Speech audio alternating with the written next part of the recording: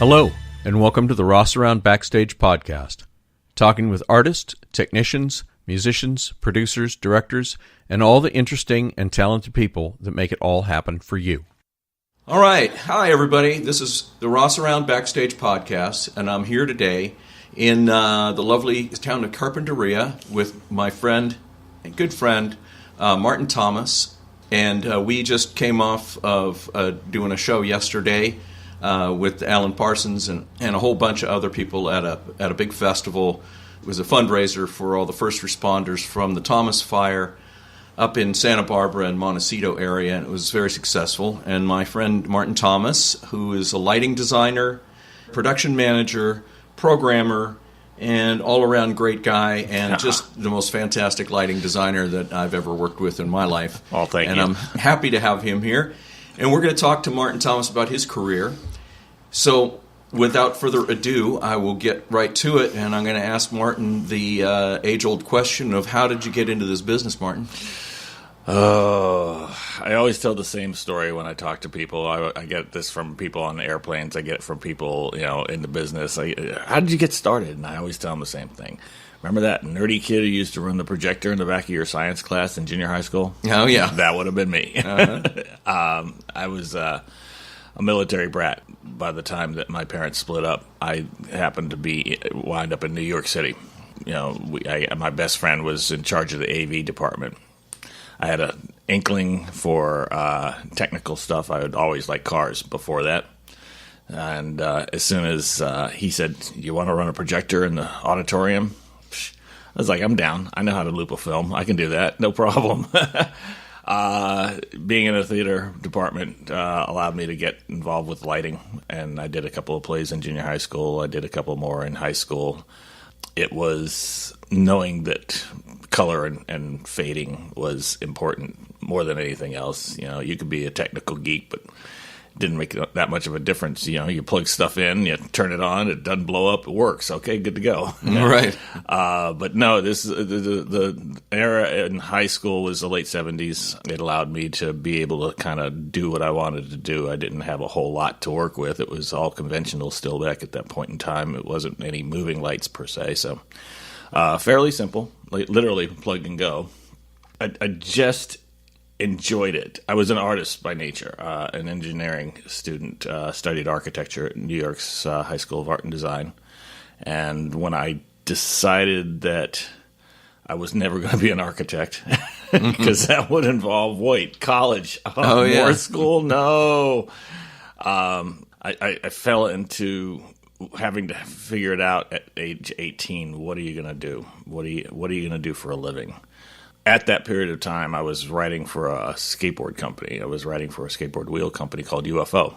You were writing articles for them? No, I was writing for them. I was an actual professional skateboarder at that time. Wow. Yeah. See? Something I didn't know. So you didn't know, yeah. A company based out of Encinitas, California, and being in New York, I was their East Coast representative. I had the capability of being able to sell their product and promote their product and test some of their stuff and helped them work on some of the designs for some of the racing stuff. I was a downhill rider. I did some pool stuff. I did some vertical stuff, but I was never really, really good at it like the kids are now. But I had no fear. I was 18 years old, and it was just like, go fast.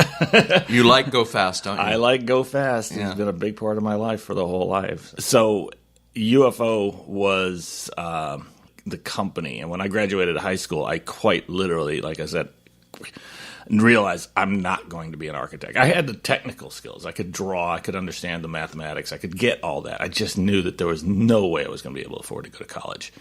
UFO said, "Come to California." And I was like, "Oh, really?" Made my way to California with a band from New York, which was no fun. I went out as a production. What band? The band was UFO. Oh, okay. Yeah, and the German/English band, and my job was going out as literally a production assistant. Knew nothing about the business as far as the road was concerned, but discovered the hard way that it's not all. It was not made up to be all that it turned out to be. Everybody kept rock and roll and going to hang out with the groupies and all that other good stuff. No, Nah, it was a lot of long days and it sucked. But it got me to the West Coast, and that's what mattered the most. It was get to the West Coast and be able to go into what I thought was going to be this phenomenal career of, working for a skateboard company that wound up going bankrupt within a year of me being there.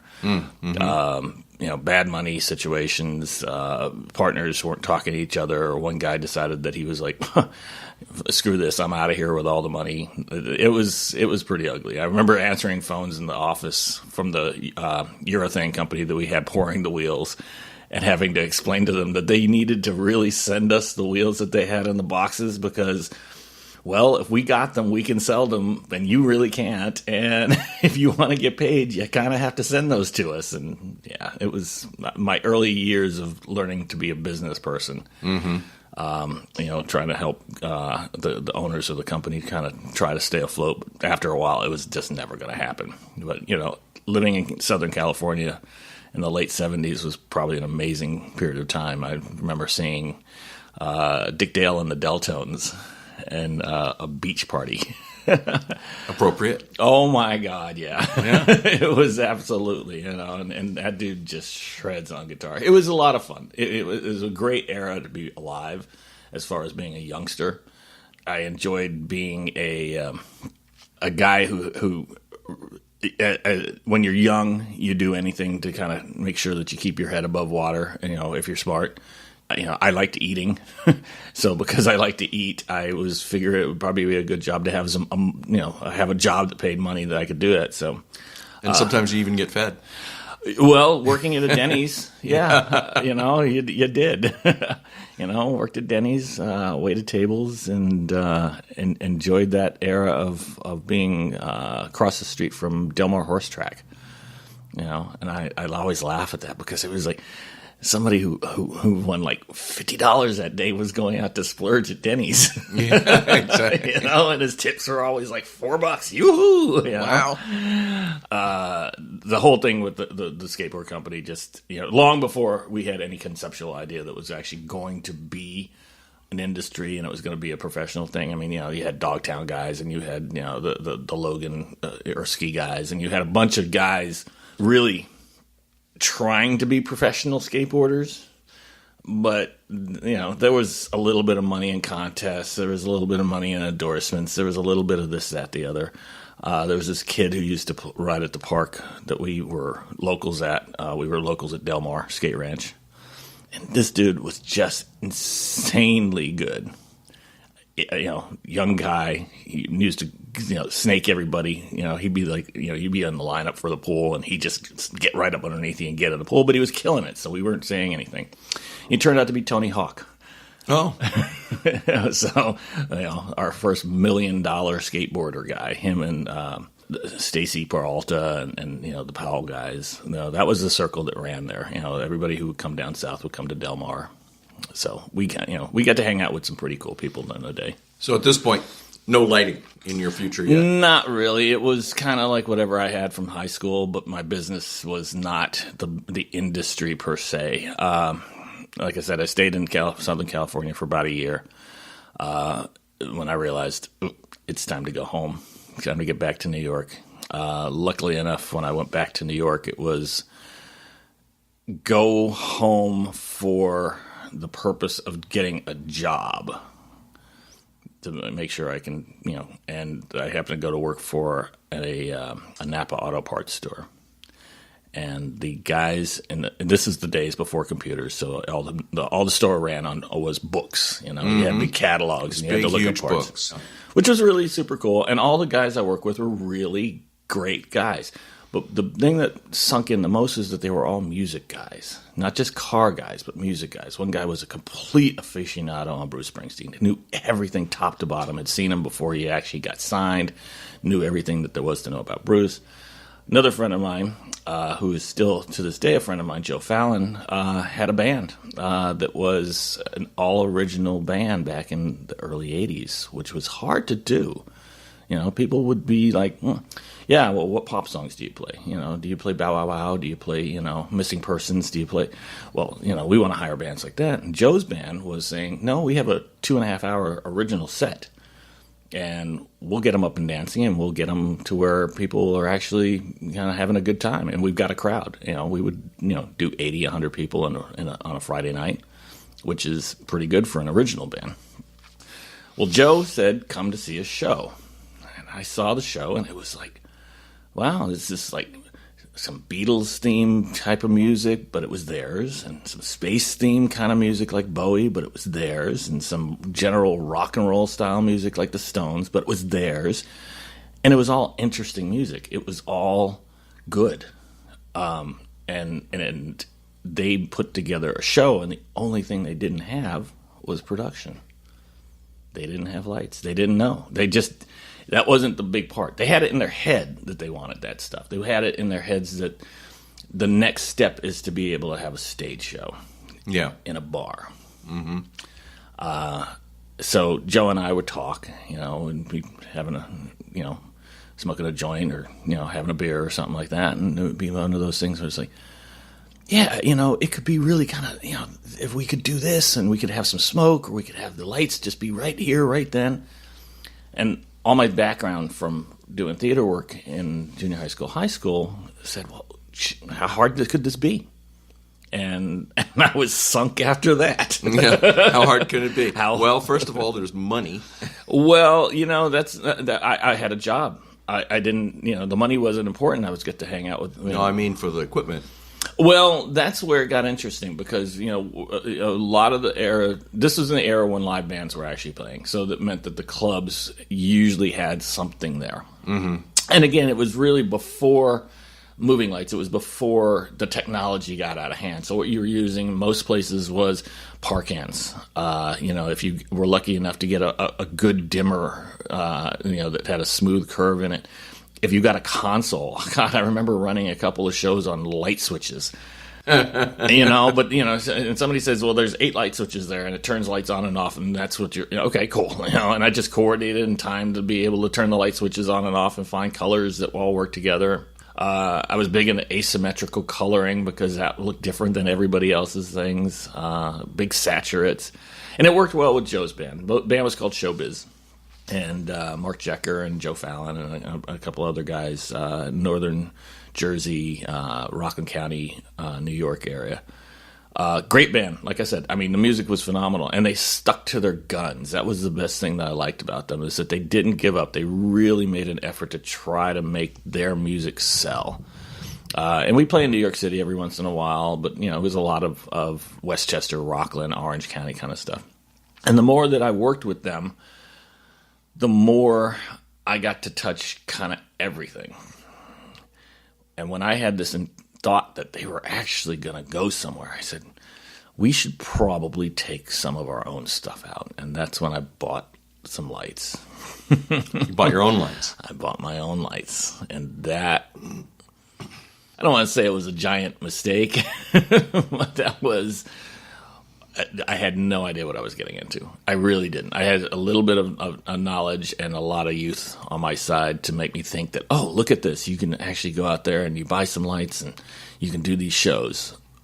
Not really. You find, that, wow, you bought a bunch of lights, but you neglected to remember that the bulbs are $50.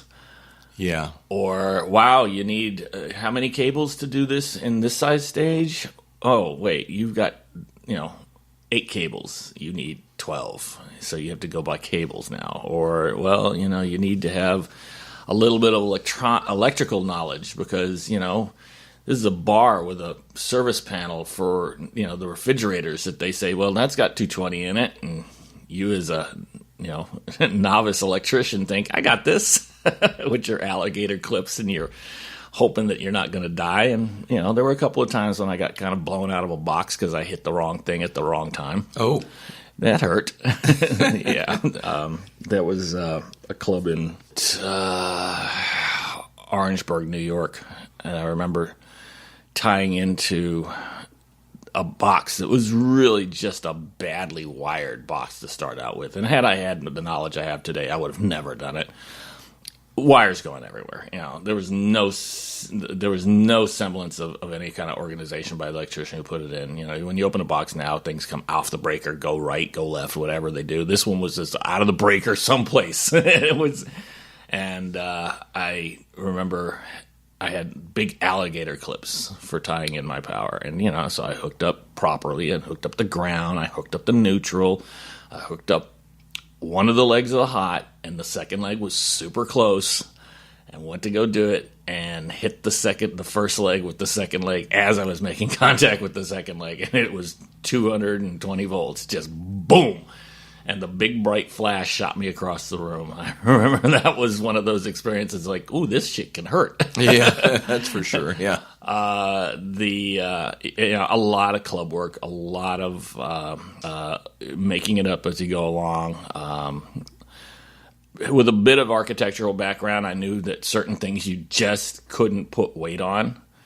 But I didn't know exactly why or how. I didn't know any kind of rating system. I didn't know that you really shouldn't hang off of a truss that is suspended from 2 points and then try to stick 30 par cans on it. Mm-hmm. When you should have had 3, at least one something holding in the middle. Things like that. As we move along now and we talk about the engineering of this business, and there is a lot of engineering going on, we didn't know. We really didn't.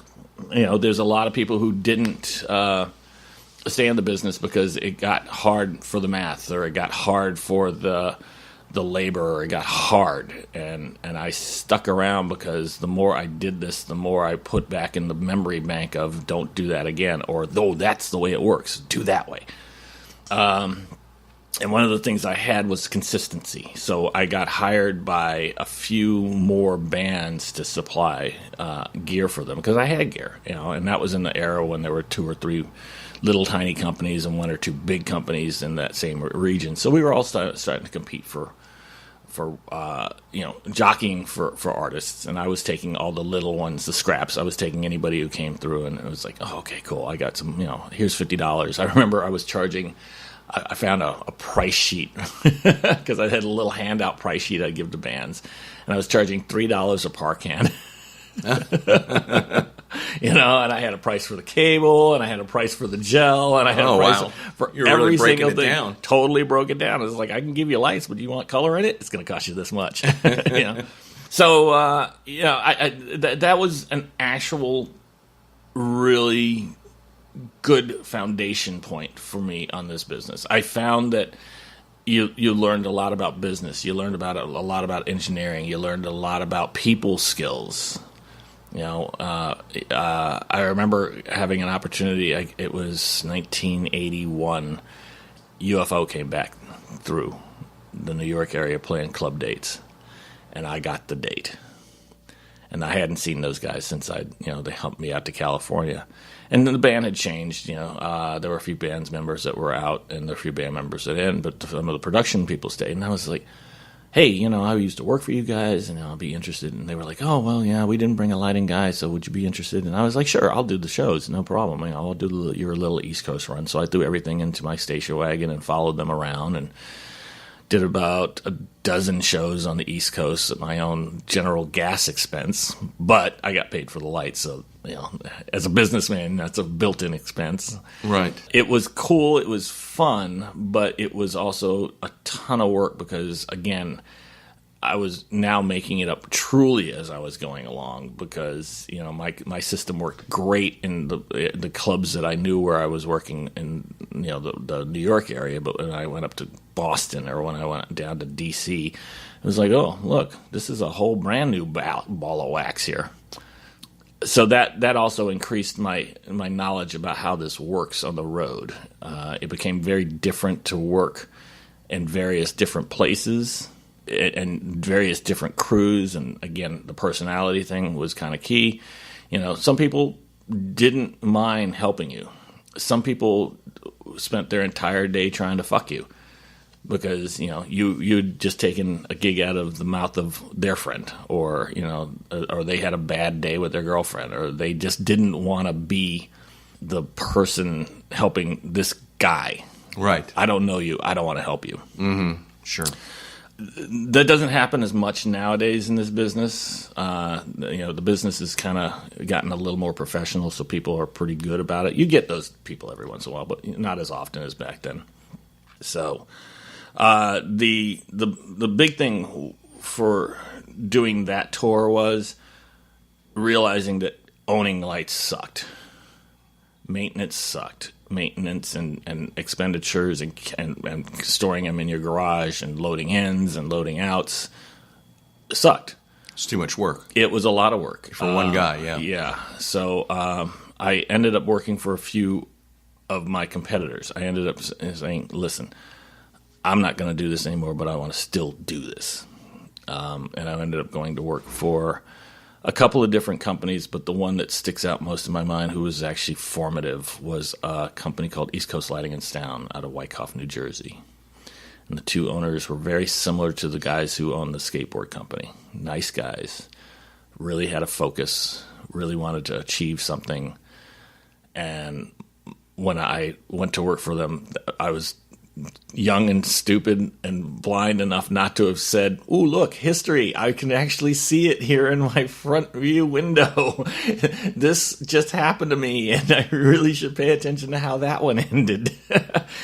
East Coast was a company that did lights and sound, and they kept buying more stuff, and they kept trying to get bigger, and they kept picking up more and more clients. But one of the things that they had intentions of doing was to have all their guys be good all-around techs. So as we got busier, like on a good Friday night or Saturday night, everybody would pull up a van or a truck, load that vehicle, and then go off and do a gig on their own. You bring in a monitor system, you bring in stacks and racks, you bring in all the things you needed to do the show, set it all up, and then do it all, and then break it all down, and then come back to the shop. And they sometimes would send two guys, but for the most part, they could figure, well, that's a one-guy gig. One-guy gig meant that I would have to do sound. Oh. I hated doing sound. I did. My mentality was, I have never seen anybody ever lose a record contract due to a shitty-looking light show. So my mentality was, I didn't want that much pressure. I really didn't want to be the guy who screwed up somebody's opportunity for the guy in the audience to say, "Oh, those guys really sound good." Oh, well, no, they don't. Those guys really sound like crap. Nobody's going to say they looked like crap. Everybody looked like crap back in the day. Right. But everybody was listening. And I just hated doing sound gigs. But I had to do them. The company was just like, you got to go. Here's the calendar. This is yours. Go. Well, that worked out well for you and I, because I don't want to do lights and you don't want to do sound. So and then that's perfect. Yes, it is. And I love doing, when I have the opportunity to have you beside me or in front of me, like yesterday, I am as happy as a clam, because I know it's going to sound great. And I know it's going to look great. So it's a good team. It is a good team. East Coast was great. East Coast was a great place to be. The guys had money. They had enough money to be able to buy new stuff. I learned a lot of things in the industry due to working with a company that said, "Hey, we've got gear and we're going to let you play with it." I remember the first pre-rig truss. Thomas had double hung 12 cans in a section truss, and I convinced them to buy some. I said, if we buy like 4 or 5 sections of this, we can put up all these cans that take us hours to put up in wire and just pin them together and put them up.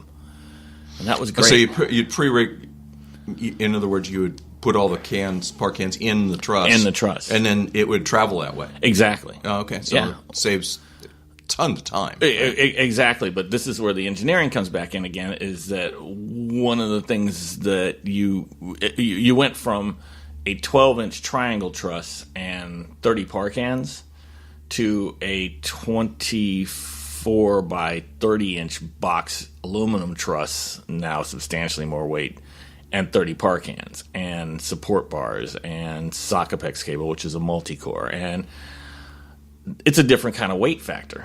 it's a way different engineering thing. And we were doing the old system on 2 Genie towers, 2 airlifts, and not having a problem whatsoever in doing that. Oh, they can lift 400 pounds apiece. Psh, good deal. Well, now we are truly at 400 pounds and struggling to get this stuff up with air towers, and then putting it up on Genie lifts, the crank towers, and the crank towers.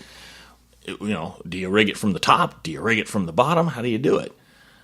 Things we were discovering as we were kind of going along in the industry. This is like a ground support. We weren't, Morpheus. We weren't C-Factor. We weren't a company that knew how to do this stuff because they had done 30 or 50 of them that year. We were a company that was just kind of learning as we were going along, and based on looking at, well, look, they've got crank towers on that, so we should use crank towers. Okay, cool. But not knowing exactly how they use the crank towers, or not knowing exactly how the dimmers, when you've got that Sacco run that comes down, you can have a rack made with Sacco, outputs on it. Oh, look, as opposed to breakouts and fanouts and 60,000 cables blowing everywhere.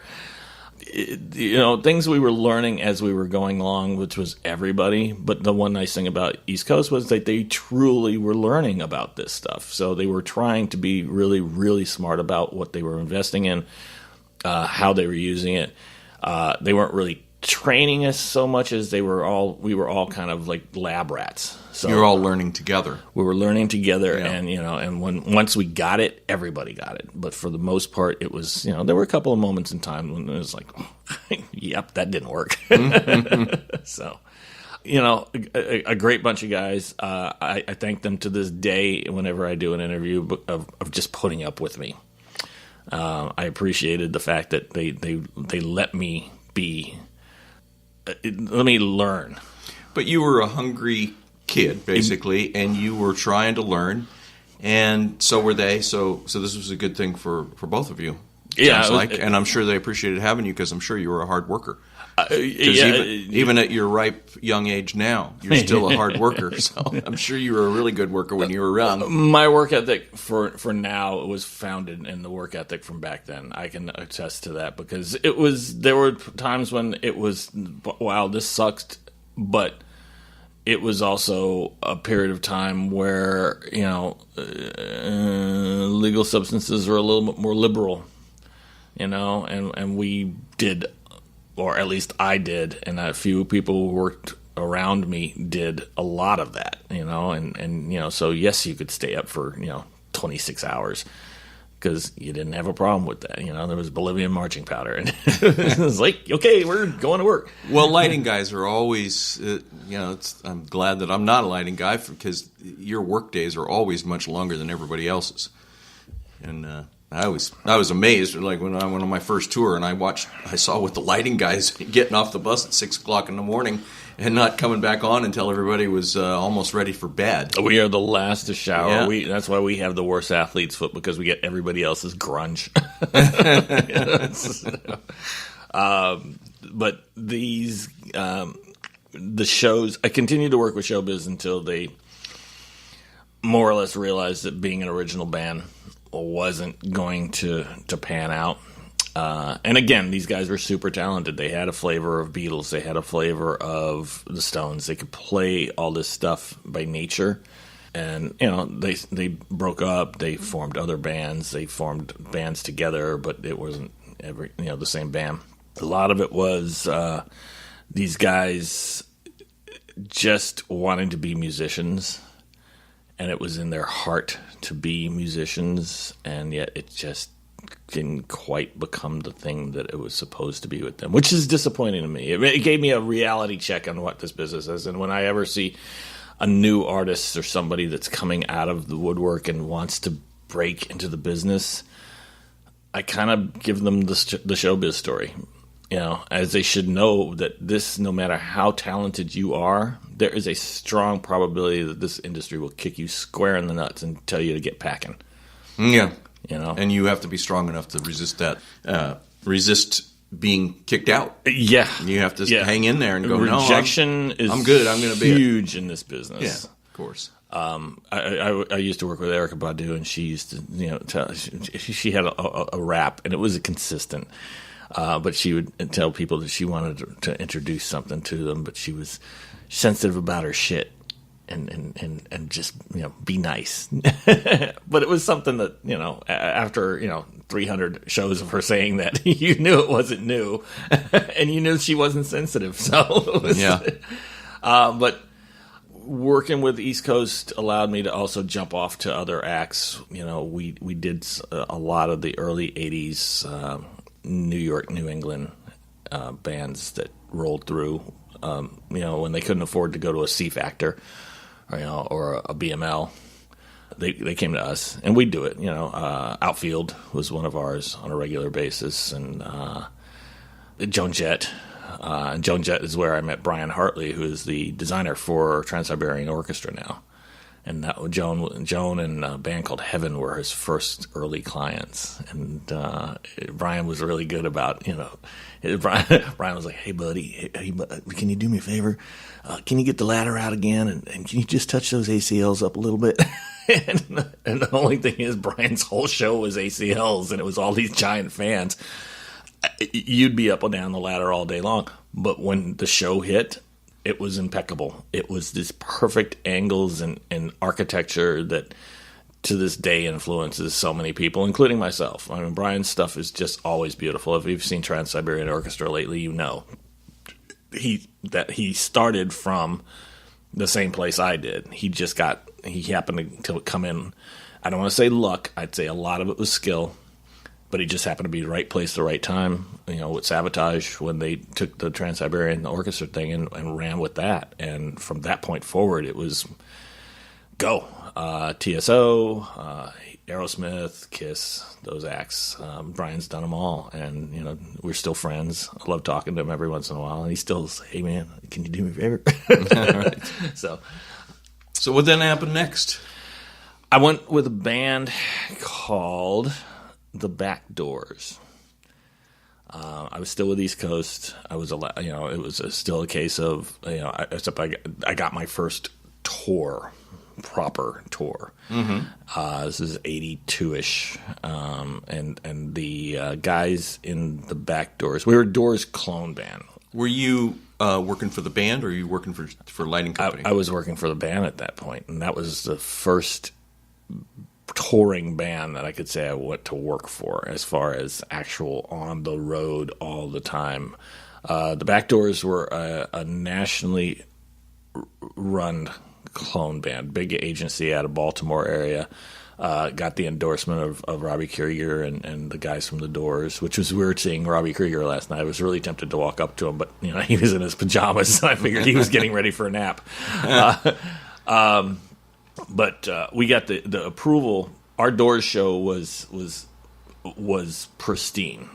We went era proper on it, so we didn't have a bunch of lights that the Doors wouldn't have had, and we had a liquid light show with the overhead projectors. And Tim Pace, who was the original liquid light show guy from Starship or Jefferson Airplane and the era of the Doors, actually showed me how to do the shows properly. He showed me how to use the inks and the oils and how to balance things out and how to make it all work in sync in time with everything. And, here's your switcher, back to the light switch era from which I started, and to turn this projector off while turning that projector on and have this set up to run this. Mm-hmm. And, he was a really cool cat to know at that era, because it took me from being just your straight lighting guy to having a dynamic show. And then to be on the road with a Doors band, which was not, oddly enough, music that I was totally into, but my younger brother was. And because he was, I knew the songs. I mean, when he had the record player, I'd hear these things, and it's just like, Peace Frog, or those droney songs that the Doors would do, and I'd be like, God, why are we listening to this? Can't we put some heavy metal on? But then working with the band, I knew where they were going. I knew when they went to deep catalog Doors stuff, which they had the capability of doing. I knew the songs, so it made me know where we needed to go. And we were touring 300 days a year. Wow. That's a good gig. We were busy, constantly. It was busy, and it was me and two guys in a Ryder truck. And, we would stuff all the stuff in the back of the truck and hop in the front end there and drive to the next one and unload it and do it all and then do it all again. So it's you and a sound guy? Me and a sound guy and technically a backline guy. Because monitors were mixed out of front of house, and it was more of a case of just the minimum bare bones kind of thing. So, this is where I also got that discipline of you just set everything up. It all comes out. It all has to be put together. It all has to work. You have to do the show. So you're probably helping with backline too. Well, exactly, and helping with sound because of my background with the East Coast, and I had some experience with putting sound together. So not like you. I mean, yesterday it made me giggle because we had done an entire day worth of sound check, and then the minute you stepped to the desk, you were like, "That's out of phase." I love that about you. I would never have known. Oh, it was pretty obvious yesterday, yeah. But that was it all day the day before. Yeah. Nobody knew. There were how many sound guys standing in front of me while I was trying to program stuff? It was like, there's 4 of you out there. Everybody's blocking my view. Oh, wait. And nobody could hear those out of phase. But the Doors show was a great Doors show. We had the front man was a guy named Jim Hakem out of Pennsylvania, and Jim, I did not realize was my first example of ADHD. I had no idea, and nobody did. But Jim's motions and the way he did things today would be immediately diagnosed as ADHD textbook case. He was very precise about putting certain things. He was very scatterbrained about other things. He had a lot of timing and rhythm things going on that he'd just be tapping on stuff. He'd walk up to a wall or a window in a van, or because I think he was just trying to get it out of his head, whatever it was. And he fell into the Jim is him mode. That was our actual trailer or our advertising lead-in was Jim is him. And it went both ways. His name really was Jim. He never knew that he wasn't Jim Morrison when we were on the road, which made for some interesting era of groupies. The band played very hard towards being a 60s era iconic rock band. We spent a lot of time, I don't want to say rescuing them, but there were a lot of times when, you, young lady, put your clothes on. You're not supposed to be in the van with the band. Please just go home now. There were some moments in time with that one that were, if we were the Doors, we would have been a really good example of the Doors at the time. It was hedonism pretty much over the top sometimes. Did a lot of Canada dates. Canada was fun. Canada was always a little different than America. It was cool. It was traveling out of the country. Yeah. Yeah. Did some Mexico dates. Mexico was pretty damn scary. Mexico in the early 80s was about as scary as you could get. Did a show in El Paso, Texas, in a club. Nice club, And the owner had another club in Juarez. He said, "Come on, let's go to Juarez." After we got done, we loaded the truck and hopped in the vehicles and all went over the border and down to Juarez, Mexico. And, that was one of those. The next morning, as we all had to pile back 3 guys into a Ryder truck, and every single one of us was like, "Dude, you're way too close to me." And we got to go to Dallas. And it sucked. The whole day sucked. It could have been worse. You could have been riding with the band, because the band rode in a Ford Econoline van with captain's chairs, and they didn't have the best hygiene. And Jim specifically really didn't. And Jim had had ADHD as far as his actions were concerned, but Jim was, I think he was Greek, and so he constantly had some very the olfactory issue with his food choices was pretty monstrous. Oh. Dude, it's like you really can't put that smell into a closed space and expect people to want to live with you. Nice. Yeah, it was pretty ugly some days. So that's why we were all like, I don't care, dude. I'll ride with these two other guys in this little teeny tiny truck as opposed to having to ride with those guys ever, period. Well, plus your schedule is probably different. You had to get there earlier than the band did. It sort of, kind of, not really, though. It wasn't like it is today where you get out there and you have, the band walking in, as a designated 4 o'clock sound check or some shit like that.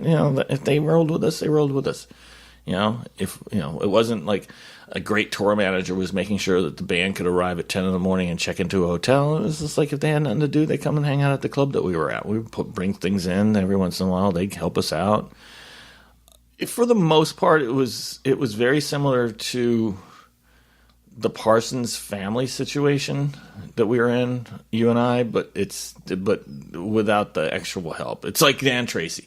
Dan Tracy loves to come in for load-ins, if you noticed, and he doesn't just noodle around on his guitar. He kind of actually wants to help out with those guys on stage. That was his gig, So he knows where stuff's supposed to go. He knows how things are supposed to plug in. He knows how things work on a deck. Right. And we had that same situation back then. Guys knew where stuff was supposed to go. They knew how it was supposed to plug in. So it wasn't, there weren't dumb guys on there, with the exception of the guitar player who didn't know that you were not supposed to be bringing drugs back across the border from Canada. No, that, yeah. Well, that was this, and him deciding that he was going to leave it in the crew truck. Nice. No, not really. First freaking cavity search I ever had was on the Emerson Pembina line, and it was because all of us literally stood there dumbfounded, the 3 guys standing on the dock in the middle of the night, blistering cold, and the dogs got a hit, and they were like, whose is this? And all 3 of us looked at each other and was like, not mine. And they were like, excuse me, you're in room A, you're in room B, and you're in room C. Come with us. That was a pretty hard hit, And then the guitarist was like, oh, man, I didn't think they'd find that in there. And it's like, man, they wouldn't have found it if you had told us you put it in there in the first place. So, yeah, Canada crossings were really difficult for a while after that. Did you get arrested? We all got... What would they technically call it today? We got the slap on the wrist because we really convinced them we had no idea how it got in the truck. We're like, have no idea. Not ours. Honest to God, don't know what's going on.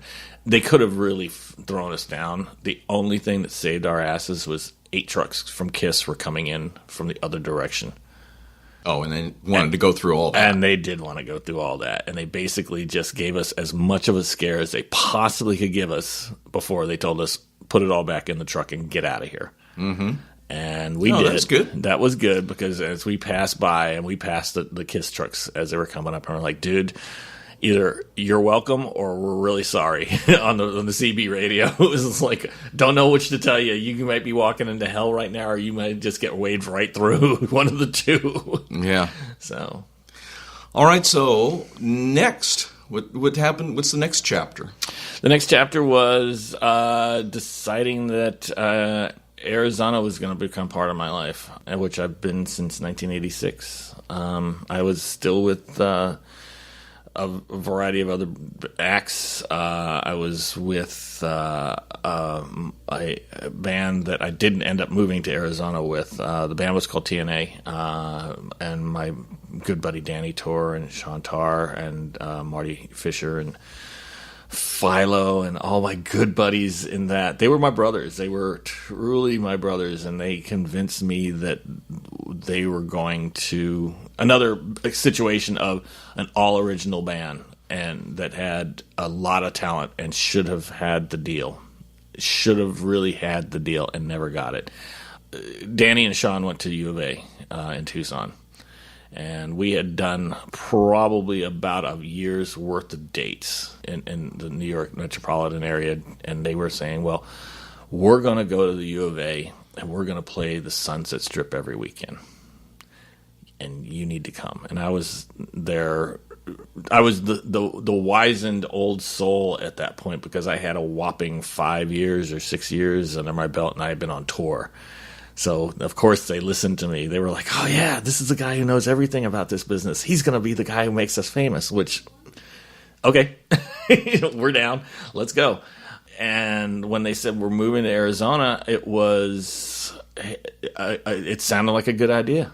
Really, honestly, when somebody said you're going to move to Arizona, I know geography well enough to know that's closer to California than I was. Mm-hmm. Sure, why not? Let's go, and we'll tip out, and we'll do the Roxy, and we'll do hang out in the Marble Arch, and or not the Marble, that's the Canada one. The Veil. We'll do all the rock and roll guys things. We're going to be the next Poison, or the next Guns N' Roses, or we're going to be the next hair band that's going to be awesome, because that's what we're supposed to do. We've got our own music, and we've got these talented musicians, and got to Arizona in August, and by I think it was February, they were all gone. Oh, they all went home back to New York. Oh, They the two who were in school said, school is the guys who weren't in school found it was a whole lot easier just to say, I can go home, and they did. I liked it. I went to work for a lighting company in Tucson when I got there, a company called Arizona Cine Equipment, which was a cinematic company. It was a different kind of lighting. They did motion picture shoots, and they did parties and conventions. So I got really good with my electrical skills there. The big thing was stinger boxes for 200 booth conventions, or knowing how to be able to set up a 5K light for a shot in the desert to make afternoon look like morning, that kind of stuff. We did that kind of work, except my background was I wanted to do the rock and roll thing. So again, it was, hey, we should buy some of this Thomas Trust stuff. It's pre-rig, and we can be able to hang this. And now I know how to hang it. So I convinced two companies to buy this Thomas gear, which was great. And we had it for the couple of 3 big shows we did every year, but we figured out how to reconfigure it for smaller shows. Lee Oliver is the owner of it. His son and daughter, I guess, have taken the company over now. It's been 30 some odd years, but Lee was patient, and Lee knew a lot about stuff I didn't know about with lighting. Lee knew about how to use a light meter. Lee was truly a director of photography. Lee had an understanding of what the camera eye needed to see, which at the moment in time never really mattered to me, but learning what I learned from him made a world of difference, because I got it. The camera does not see like a human eye does. And the human eye is, as we'll discuss later, a more fragile and a lot more delicate. Camera eye senses things in a different way, and Lee had a great understanding and was willing to teach me about that. Which was cool. It was a new chapter in lighting. It was a new understanding of how this stuff really worked. So it gave me one more bullet to put in my belt. It was something else that allowed me to be able to go to an act afterwards and say, oh, we're doing a video? We might want to do this. We might want to get this gear. We might want to, let me trust me on this one. The cameras will like this better. Yeah, when you're shooting for video, you got to have different lights. But that you're supposed to have different lights, but what they do and how they work, a lot of people don't know that stuff. And I got lucky enough to be able to work with Lee enough to be able to get to work with a couple of really great guys after the fact, and had them all tell me the same thing. Wow, it's good to have somebody here on site who has a little bit of knowledge about this. You don't have that attitude like most guys who know a lot about this, and then we're fighting back and forth about the proper thing. You just know how to achieve what we're looking for when we ask for it. So, Arizona Cine was a good time. Arizona Cine was a point when it wasn't exactly what I was looking for in life, but it was a good settle. I was settling down. I got married. I remember having an opportunity to be at this company, and all I can think is, this could be a good place to just kind of wind up.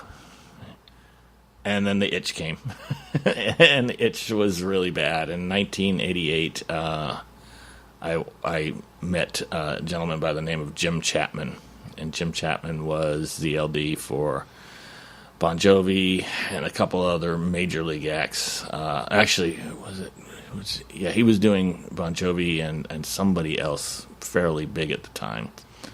I said, I want to be, an LD. I want to be a guy who is out there doing shows. And he was like, I got a perfect band. I need an LD for it. Come to Atlanta. And that's where I met Robert Roth. And Jim and Robert had a company, R.A. Roth / SourcePoint Designs. And I guess Jim was doing the design work and Robert was doing the hardware side of it. But the trains kind of intermingled with each other. But that turned out to become, they had a new client named Salt and Pepper.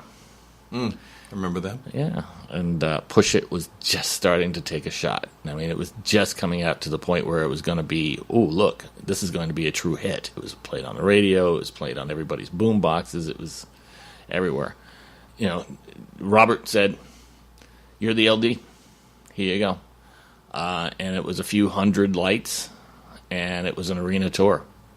And here I am, this guy who's, 8 years, 7 years, of true experience in the business, standing behind this big rock console and programming a show and running these things in front of arenas full of people.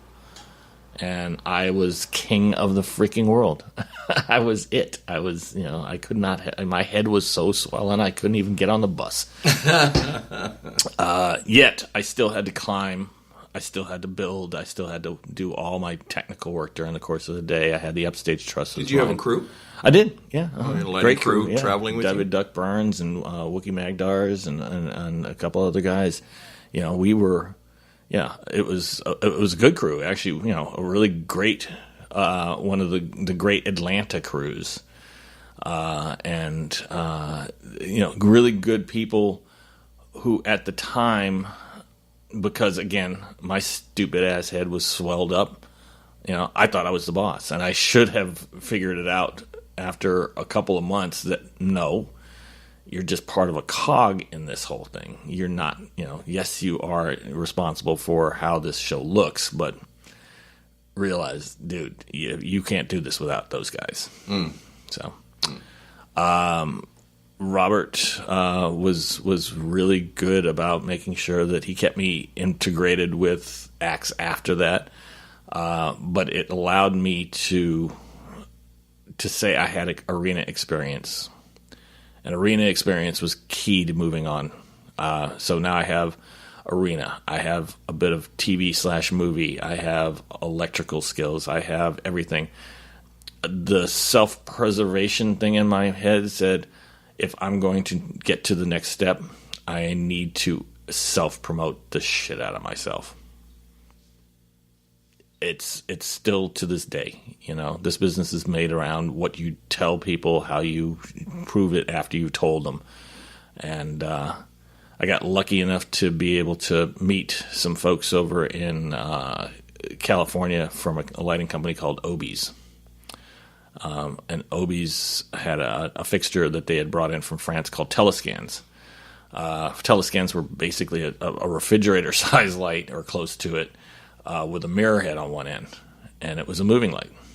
And I was the telescan tech as well as the operator for the first tour they sent me on was Tina Turner. And it was a Peter Morris design. Peter, who had been done Madonna, he had done Michael Jackson. Peter Morris was the A-list designer at the era. And here I am behind a console for Peter, So I've gone from Robert Roth and Jim Chapman to Peter Morris, and I'm again, I think that my head had popped at that point, But on the other side, I also knew that I was smart enough to know that these are the names that you need to have in your holster there. I have worked with this guy. I've worked with this guy. I've had an opportunity to be able to work, and they didn't fire me. That kind of stuff. Got really close to getting fired by Peter. We were doing programming for Tina's tour, and we were doing Thunderdome, Don't Need Another Hero song. Mm-hmm. And I guess it was about 2 or 3 in the morning, and we were. I don't want to say Peter was stuck. We were just not getting there. He had Verilites, and he had telescans, and he had conventionals, and I think there was another light on the thing. So there were a lot of consoles, a lot of technology out there, and it was just getting more and more layered. And and Peter was very Q to Q, as it should be on that kind of stuff, and yet it was never coming out quite well enough. And there was a point when I knew that I was done with whatever he needed me to do. My looks were in, my cueing was there. He was still working on somebody else's stuff with them, and it was late. And I was lying on the floor underneath my console, and I could hear them talking. And I said something to the effect of, "Did anybody see the movie?" And the room went silent. And nobody said anything. The next thing I heard was Peter saying, "Okay, everybody disc. We're going home." And, got up, took the floppy disk, backed up a couple, 3, 4 copies. Everybody disked out. We all went back to the hotel. Got back to the hotel, I guess it was about 5. And at probably about 5:15, my hotel room phone called. And I answered the phone, and it was my boss from Obie's saying, "Who the fuck do you think you are telling Peter Morris what to do with his shows? Are you fucking crazy? Are you trying to lose this account for us? Dude, shut the fuck up and just do your job." And I was like, what are you talking about? "Don't tell him how to program his stuff." And I was like, up, just shut up and just do your job. And I was like, okay. Yep, absolutely. The next day, we came in, fired up the queue, went to the song, and the first thing Peter said was like, "I watched the movie last night, and this is how it all needs to look." And I thought, vindication. I'm feeling good here. Nice one, Martin. So you were actually, to me, when you said that, did anybody watch the movie? That's a pretty good suggestion, I would say. It was just getting too thick, and I think that watching the movie, the scene in the movies was very stark and very cut light, and it was, and Peter nailed it so well. But there's reference points that you need, and if seeing a movie or going out and sitting on a bluff and watching the sunset go down, or going to an art museum and seeing how a piece of art is lit, should all be influences. All this, what we do every day with our vision is stuff that should be an influence to how you do this business. We do so much artificial that the one thing that we can do that makes our show different is be natural. When people see something that is the way that light really truly works in almost a natural format, it makes such an influence on how the show goes. It doesn't all have to be that way, but just take that one moment and make it, ooh, wow. Those great fades that we see on Sykes where people have actually spent time watching the sun go down. And the transition on the back wall is perfect with the sync of the time of the music. And that kind of stuff is just, some people don't understand that. There's a lot of flash and trash right now. There's a lot of EDM stuff. It's hard to watch from my standpoint. I mean, they get a point when they get really good at certain timings for things, but it's on the 4. That kind of stuff. And it becomes robotic. There's no natural to it, and that's what I love working about with, Alan and Todd and a few of the other acts that I get to work with, is that there are moments where we can actually make it look very realistic. Like, this is a moment if Todd was standing outside and he was standing there on the beach and watching the sun go down, this is how the light would look on his face as it goes away. Mm-hmm. That kind of stuff. Yeah. And it makes an impact. That kind of stuff is really important. As far as I'm concerned, it's really important, necessary. But The Rossaround Backstage Podcast wants to thank my good friend, Tim Hines, for the original music that you are listening to now. We are currently looking for sponsors for the Rossaround Backstage Podcast so that we can continue to bring you interesting stories like the one you just heard. I can be reached through Facebook or email me at rosspallone.com. Thank you for listening.